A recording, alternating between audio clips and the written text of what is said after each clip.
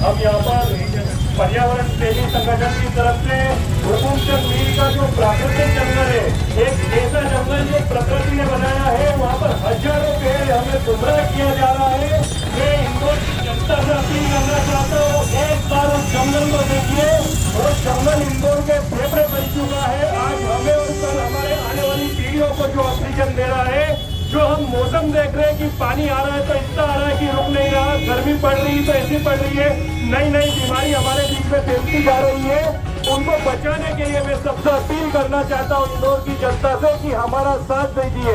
ये एक संगठन है जो आपके लिए लड़ रहा है, जो आपके भविष्य के लिए लड़ रहा है, बच्चों के लिए लड़ रहा है, पूरे शहर के लिए लड़ रहा है। क्योंकि आज वर्तमान में पूरी दुनिया का अगर सबसे बड़ा कोई मुद्दा है तो प्रकृति बचाने का मुद्दा है।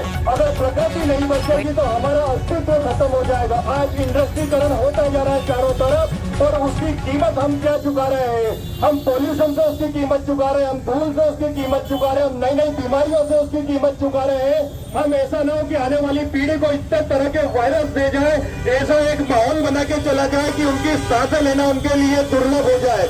हमें अपने को बचाना होगा, हमें संकल्प लेना होगा कि पर्यावरण से ज्यादा कुछ नहीं है, प्रकृति से ज्यादा कुछ नहीं है।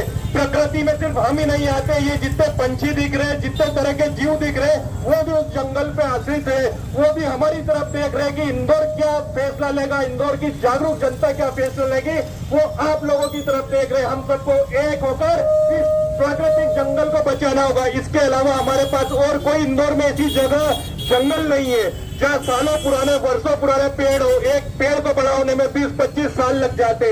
वो सालों से बूढ़े बूढ़े पेड़ हो गए, वो खड़े हुए हमें ऑक्सीजन देने के लिए, और वो पुकार रहे हमारे को, हमारे ऊपर उनका कर्ज, हमें वो ऑक्सीजन दे रहे, हमारा पॉल्यूशन कम कर रहे। उनका कर्ज उतारने का समय आ गया, उनकी कटाई को हमें रोकना है। पूरे इंदौर शहर की अवैध कटाई को हमें रोकना है, क्योंकि पेड़ रहेगा, हवा रहेगी तो हम रहेंगे। अगर हम ही नहीं रहेंगे तो इंडस्ट्री का, इन कॉलोनियों का हम करेंगे क्या?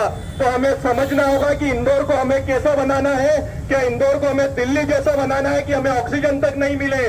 क्या हमें यहाँ से छोड़ छोड़कर भागकर फिर गांव की तरफ दौड़ना पड़ेगा? हम लोगों को सबको एक होना पड़ेगा, सारे बुद्धिजीवी को हमारे साथ आना पड़ेगा। मैं पूरी इंदौर की जनता से अपील करना चाहता हूँ, ये संगठन इंदौर शहर के लिए है, ये हमारे लिए है। आप सभी गाड़ी रोकिए, हमारा साथ दीजिए, ताकि एक आवाज इंदौर से पूरे देश में जाए और वो जो प्राकृतिक जंगल है वो बच जाए।